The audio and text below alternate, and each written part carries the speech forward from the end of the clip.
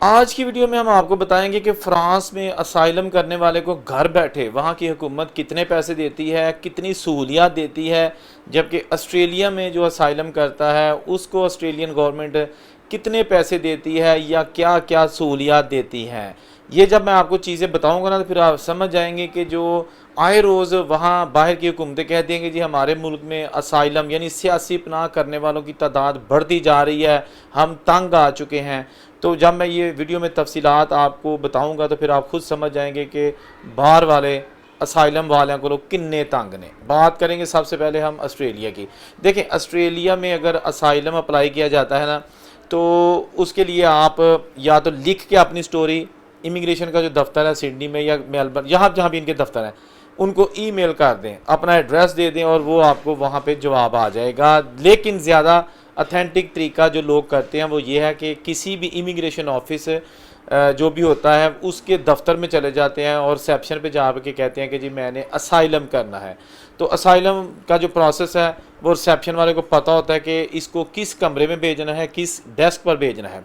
तो वहाँ पे जाके इसको फॉर्म दे दिया जाता है। अगर तो वो लिख पढ़ सकता है तो ठीक है, वरना साथ उसकी मुआवनत की जाती है। वो फॉर्म फिल कर लिया जाता है और उसके साथ ही कागज़ दिया जाता है कि जी इस पे सारी स्टोरी आप लिख दो कि आपने आखिर असाइलम क्यों करना है, आपको ख़तरा है तो किससे है, ठीक है ना। तो उसके बाद जनाब या तो आप फॉर्म लेके घर आ जाए, घर में बैठ के आराम से उसको फिल करके और वहाँ पे जाके जमा करवा दें, क्योंकि ये 5-10 मिनट का काम नहीं है। इसको काफ़ी टाइम लग जाता है। फार्म के काफ़ी पेपर्स होते हैं जिनको आपने फिल करना होता है। तो वो लोग फार्म लेके घर आ जाते हैं किसी के साथ मिलकर या फिर किसी वकील को कर लेते हैं। तो फार्म फिल करके जमा करवा देना होता है, आपका काम ख़त्म। आपको 2-3 दिन के अंदर अंदर एक मेल आ जाएगी। वो मेल आपके जो घर के एड्रेस पे आएगी। उस पर ये होगा कि जी आपका जो फॉर्म था वो कबूल कर दिया गया है। अब जब तक आपके केस का फैसला नहीं होता आपको यहाँ से कोई निकालेगा नहीं, आपको कोई पकड़ेगा नहीं। और साथ साथ आपको ऑस्ट्रेलिया में पूरा वर्क राइट है, काम कर सकते हैं, कोई भी अगर आपको जॉब मिल सकती है। ये पुलिस वगैरह या इस तरह की जो बड़ी जॉब्स हैं उसकी बात नहीं कर रहा। जो मतलब एक आम सिविल जॉब्स होती हैं, यानी कि टैक्स पे आप कोई भी काम कर सकते हैं। एक तो ये चीज़ हो गई। दूसरा, वो आपको मेडिकेयर बना के देते हैं। जो मेडिकल कार्ड है ना ऑस्ट्रेलिया में उसको कहते हैं मेडिकेयर। तो वो जनाब उस पर भी आपका सिवाय दांतों के बाकी सारा इलाज उस पर भी फ्री होता है और वो भी आपको मिल जाता है। तीसरे नंबर पर वो जनाब जो भी हेल्थ इंश्योरेंस वगैरह ये चीज़ें होती है ना वो भी आपको मिल जाती हैं। बैंक अकाउंट खुलवाएं और उसके बाद फिर जनाब काम शाम करें, गवर्नमेंट को भी टैक्स दें। उसके बाद फिर आपको कुछ महीनों के बाद, यानी कि ये डिपेंड करता है, 3 महीने, 6 महीने, 4 महीने, आपको इमिग्रेशन की तरफ से जो ना वो ईमेल आएगी और मेल आएगी। ईमेल भी आएगी, मेल भी आएगी, लेटर आएगा, उस पर लिखा होगा जी आपका फ़लाँ तारीख को इंटरव्यू है फ़लाँ जगह पे इतने बजे। तो ये बंदे फिर वहाँ पहुँच जाते हैं, इंटरव्यू होता है। रिजल्ट वहाँ नहीं बताया जाता, आपको कहा जाता है आपका इंटरव्यू रिकॉर्ड भी करते हैं और वीडियो ऑडियो दोनों रिकॉर्ड करते हैं। एक बंदा वहाँ बैठा होगा, लड़की या लड़का, वो आपका इंटरव्यू लेगा। जो आपने स्टोरी पहले दिन लिख के दी थी वही से रिलेटेड जो ना पूछेगा कि अच्छा फिर दस की होया। अगर आपको नहीं आती इंग्लिश तो आप वहाँ कह सकते हैं पहले ही कि जी मुझे तर्जमा वाला एक चाहिए होगा, जब आप फॉर्म फिल कर रहे होते हैं। तो जब आप इंटरव्यू के लिए जाएंगे तो आपके जाने से पहले ही तर्जमे वाला एक बंदा बैठा होगा जो आपसे पंजाबी उर्दू में बात सुन लेगा और फिर उसको इंग्लिश में बता देगा। अच्छा, अब हम आपको बताते हैं कि इसके बाद क्या होता है। इसके बाद ये होता है कि वो आपको कहते हैं कि जी ठीक है आपका इंटरव्यू हो गया, कुछ 2 घंटे लग सकते हैं। तो जब ये बंदा निकल जाता है या बीबी निकल जाती है वहाँ से, फिर इसको 1 महीने के अंदर अंदर लेटर आता है, फिर वो डिसीजन होता है। उसमें अगर तो आपका इंटरव्यू पास हो गया तो आपको मुबारकबाद का आ जाएगा कि जी आपका जो है ना असाइलम अप्रूव हो गया। अगर फेल हो जाएगा तो आपको कहा जाएगा जी आप दोबारा अपील कर सकते हैं, आपका केस जो है ना वो उड़ गया है। तो आप अपील करेंगे, अपील में भी इस तरह इंटरव्यू होगा। वो भी अगर उड़ जाएगा तो फिर आपको जो है ना वो कहेंगे जी अब आप अदालत में जा सकते हैं। पहली अदालत में जाएंगे, वो अगर केस उड़ जाएगा दूसरी अदालत में जाएंगे, वो भी उड़ जाएगा। फिर आपके तमाम चांसेस ख़त्म है, सिर्फ एक चांस आपके पास फिर भी रह जाएगा।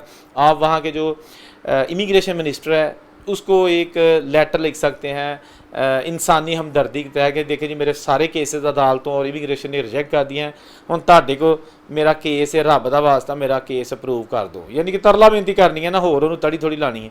वो जनाब उसकी जवाबदेही पे है, 6 महीने तक उसका केस भी चल सकता है और आपको वो 6 महीने के अंदर जवाब आएगा कि नहीं जी मैं आपका केस रिजेक्ट कर रहा हूँ, आपके पास 30 दिन है, 1 महीना है, हमारा मुल्क छोड़ दे। उसके बाद फिर अगर आप नहीं छोड़ेंगे तो आप इलीगल हो जाएंगे। तो अगर वो आपका केस अप्रूव कर लेता, जो कि नहीं करता, तो फिर आप वहाँ के जो है ना वो सिटीज़न बन जाएंगे। ये तो हो गया ऑस्ट्रेलिया का। फौरी तौर पर मैं जल्दी जल्दी इसलिए बता रहा हूँ कि फ़्रांस और ऑस्ट्रेलिया का मैंने कंपैरिजन करना है। अच्छा, ये वो चीज़ें हैं जो मैं वहाँ जाके परख के देख चुका हूँ। इसका ये मतलब है कि मैं सुनी सुनाई बातें कर रहा हूँ। जो लड़कों ने पर्सनली केसेस किए हैं उनकी जो जिस तरह स्टोरी थी वो मैं आपको बता रहा हूँ। फ्रांस में भी मैं आपको पता रह चुका हूँ, और वहाँ पर जनाब ये प्रोसेस क्या है कि वहाँ आप जाएँ, जैसे भी लीगल या इलीगल, वहाँ जाके आप उनका भी जो है ना वो स्पादा का ऑफिस है, वो आप देख सकते हैं गूगल से। उनके ऑफिस में चले जाएं या उनको कॉल कर लें, उनका नंबर भी जो है ना वो आपको गूगल से उससे उधर से वेबसाइट से मिल जाएगा।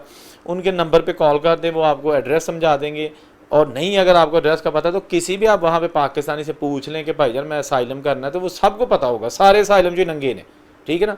अच्छा, वो आपको जनाब बता देगा फ़लाँ जगह पे चले जाओ। फ़लाँ जगह पे जाएंगे, वो पहले दिन आपकी तस्वीरें बनाएंगे और साथ ही कुछ फॉर्म वगैरह, छोटे छोटे फॉर्म होते हैं, ज़्यादा लंबा चौड़ा नहीं, वो फिल करके आपको 2-3 अपॉइंटमेंट्स जो नेक्स्ट होंगी ना उनकी तारीखें दे देंगे। उसमें पहले ये होगी कि आपने कुछ दिनों बाद जाना है, यानी कि आप विदिन 10 डेज़ आपने जाना है प्रोफेक्चर में जाके वो आपका जनाब पासपोर्ट चेक करेंगे और आपके जो है ना वो फिंगरप्रिंट्स लेंगे। और साथ ही वहाँ पर एक बंदा बैठा होगा, ओफ़ी वाला, ओफ़ी का एजेंट। ओफ़ी वो होता है जो आपको पैसे देते हैं, तो ओफ़ी का नुमाइंदा बैठा होगा, तो आपके फिंगरप्रिंट्स जब होंगे ये दूसरा डिपार्टमेंट लेगा, फिर आप ओफ़ी वाले के पास उसी बिल्डिंग में दूसरे दफ्तर में चले जाएंगे अपनी बारी पे। तो वो जो ओफ़ी वाला बंदा है ना वो आपसे पूछेगा कि अच्छा आप अकेले हो, आपको घर चाहिए, तो यकीनन लोग जो है ना वो कह देते हैं कि आहो जी चाहिए। आप मतलब कोई बीमारी तो नहीं है, कोई एमरजेंसी आपको चेकअप तो नहीं करवाना ताकि आप मज़ीद बीमार हो जाएं। उनका मतलब होता है कि आपको अभी चेक करवा लें, मेडिकल आपका भी कार्ड नहीं बना लेकिन वो करवा देते हैं।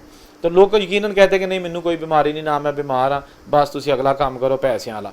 अच्छा, वो आपको ये नहीं बताएंगे कि आपको कितने पैसे मिलेंगे, हल्का सा इंटरव्यू करेंगे कि जी अच्छा आप यहाँ पे आपको पता है कि आपने रहना है और शेयरिंग में रहेंगे, अगर घर मिलेगा, अगर फैमिली है तो उसको सेपरेट घर मिलेगा, शेयरिंग में भी मिल सकता है, अगर डिपेंड है कि वो उनके पास है। अगर अकेला बंदा है तो उसको जो घर होते हैं ना उनको कैंप भी बोलते हैं, तो वहाँ पे शेयरिंग में होगा, एक कमरे में 2 लड़के भी हो सकते हैं, या एक कमरे में एक भी हो सकता है, दूसरा एक घर होगा 4 कमरों का, 4 कमरे से एक मुंडा आएगा।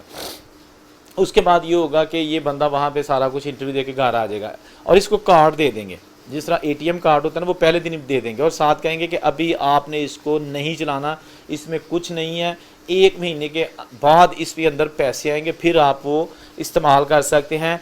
कैश निकलवा नहीं सकते बैंक की तरह, जस्ट आप शॉपिंग कर सकते हैं, कुछ भी खरीद सकते हैं, मतलब खाने पीने की चीज़ें, कपड़े, जूते वगैरह, उससे शॉपिंग कर सकते हैं। वो ATM तरह का एक कार्ड होता है ओफ़ी का, वो लेके घर चले जाएं।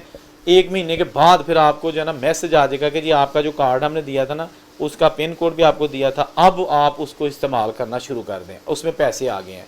तो उसके बाद फिर 2 चीज़ें यहाँ पे बताने वाली हैं। एक तो ये है कि अगर आपने घर लिया हुआ है ना तो फिर आपको आएंगे 210 या 220 यूरो 1 महीने के, प्लस आपको घर फ्री मिलेगा जितनी देर आपका केस चलेगा। खाना पीना नहीं होगा, खाना पीना आपने अपने जो पैसे आएंगे उनसे खाना है। अगर आपने घर नहीं लिया हुआ तो फिर आपको मिलेंगे 425 यूरो 1 महीने के, यानी कि घर नहीं ना लिया तो वो आपको पैसे ज़्यादा देंगे, घर लिया है तो पैसे कम देंगे कि भाई तेरे को घर भी तो दिता है ना।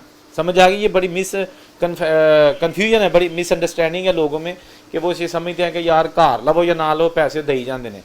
शायद किसी केस में ऐसा हो लेकिन ऐसा नहीं होता। अच्छा, अब ये आपको महीने का वजीफ़ा लग गया। एक बंदा जो है ना, मोस्टली लोग घर नहीं लेते, वो कहते हैं जी नहीं मेरा दोस्त है मैं उसके साथ रह लूँगा, क्योंकि उन्हें पता था कि पैसे ज़्यादा मिले, इनसे जनाब पैसे लेंगे तो जिस घर में हम शेयरिंग में रहेंगे उत्थे जनाब 100 यूरो देंगे महीने का, तो उत्थे रहेंगे। एनीवेज ये अपनी अपनी सोच है। 425 यूरो आपको महीने के मिलने शुरू हो जाते हैं, लेकिन साथ इंस्ट्रक्शन होती है कि आपने काम नहीं करना। जब तक आपके केस का फैसला नहीं होगा आप हमसे पैसे लें, खाएं, मौज करें, काम की इजाज़त नहीं होती लीगल तौर पर। लेकिन लड़के करते हैं, कैश पे कर लेते, टैक्स पे नहीं करते जनाब, दिहाड़ी से टुर जाते, रंग का काम कर लेंगे, बातीमान का काम आम मिल जाता है, भावें पेपर है नहीं या नहीं। वो साढ़े पाकिस्तानी ठेकेदार माशाल्लाह ठीक ठाक उन्होंने ठेके ने ठीक ठाक पैसे कमाते हैं, अल्लाह ने और ज़्यादा दे तो वो काम दे देते हैं। किसी को 30, 35, 40 यूरो एक दिन के मिल जाते हैं और वो जनाब उन्होंने संवर जाता है। 450 गवर्नमेंट से मिल गया, बाकी जनाब 800-900 वो महीने का दिहाड़ी लगा के वो कमा लेते हैं। तो इस तरह अगर 900 भी लगाएं तो 400 इधर से मिल गया, 1300 यूरो जो है ना वो बंदा कमा लेता है साइलम वाला। और 1300 में से जो है ना वो कम से कम 500-600 जो है ना वो खर्चा हो जाता है महीने का। अगर आप याशी या सिगटा ना पियो, ठीक है ना, सिगटा बड़ी महंगी जो थे या कोई जो घुट भी लान ला पेंदे ने तो फिर वो पैसे सारे उत्थे लगणगे। बहरहाल ये जनाब उसके बाद फिर बच्चे जो है ना वो कुछ पैसे सेविंग करके घर भी भेजना शुरू कर देते हैं, लेकिन अभी वो स्ट्रगलिंग फेज़ में होते हैं। अच्छा, अब जो चीज़ देखने वाली उसमें यह है कि फ्रांस की हुकूमत साथ आपको एक तो पैसे देगी, दूसरा आपको एक और कार्ड मिल जाएगा, वो होगा ट्रांसपोर्ट का। वो आपने ट्रांसपोर्ट दफ्तर से जाके वो बता देते हैं कि फ़लाँ जगह से ले लो जाके।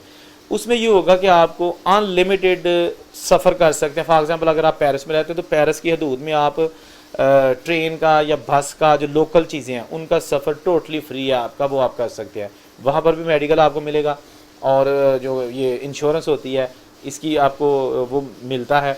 लेकिन इसके साथ साथ ये है कि वहाँ काम करने की इजाज़त नहीं। ऑस्ट्रेलिया में आपको काम करने की इजाज़त होती है, पैसे नहीं मिलते। फ्रांस में आपको काम करने की इजाज़त नहीं होती लेकिन वो पैसे दे देते हैं। ये बेसिक फ़र्क आपको मैंने बता दिया। तो ये वजह है जब लोग वहाँ पे जाते हैं और कहते हैं जनाब, फाग ऑस्ट्रेलिया में होता ही है कि वहाँ पे स्टडी वीज़े पे ज़्यादा जाते हैं या विज़िट वीज़े पे, तो वो असाइलम कर लेते हैं। विज़िट वाला कहता है मैंने वापस नहीं जाना, जो स्टडी वीज़े वाला होता है वो कहता है कि जी फीसा इन्नी फीसा हर दूसरे तीसरे महीने यूनिवर्सिटी दे, तो यूनिवर्सिटी जो रिज़ाइन करो, असाइलम करो, फुल टाइम राइट्स मिल जाएंगे, पैसे कमाओ दब के, तो फिर आप जो केस मुकेगा वापस लौट जाएंगे। ये है शॉर्टकट जो कि अपना कैरियर तबाह करने वाला है, मैं इसको रिकमेंड नहीं करूँगा। फ्रांस में ये होता है कि बंदा होता ही वहाँ पे इलीगल डंकी ज़्यादातर होती है, या वो होते हैं विजिट वीज़े वाले, तो उनका भी यही होता है कि जनाब असाइलम करो, दिहाड़ियाँ लाओ, जिन्नी देर तक केस चलता है कोई 2 साल उन्नी देर तक केस चलाओ, नाल पैसे भी लो, नाल काम भी करो, तो पैसे जोड़ लो, उसके बाद वेखी जाएगी, ठीक है ना। लेकिन असाइलम करना जो है ना वो मुल्क की भी बदनामी है और आपका प्रूफ भी नहीं होता। लेकिन मैं की करा, मैं कहता कोई लैक्चर देन बैठा, जिन्हें केस पाना है अजील का उन्हें पा के छड़ना, मैं भावें जो मर्जी करा, हाँ जी। लेकिन मेरा काम था इन्फॉर्मेशन देनी। बहुत सारे लोगों ने कहा था कि ये थोड़ी सी इन्फॉर्मेशन दे दीजिएगा, तो मैं अब सारे मुल्कों की इन्फॉर्मेशन इसी एक वीडियो में तो नहीं दे सकता ना। ये सिर्फ 2 मुल्कों का जल्दी मुख्तसर सा मैंने आपको बताया है, तो वीडियो जी ना 10 मिनट देती होगी। जितने रहो खुश रहो और उनसे कोई इजाज़त दीजिए। वीडियो शेयर जरूर कीजिएगा और कमेंट कीजिएगा। अल्लाह हाफिज़।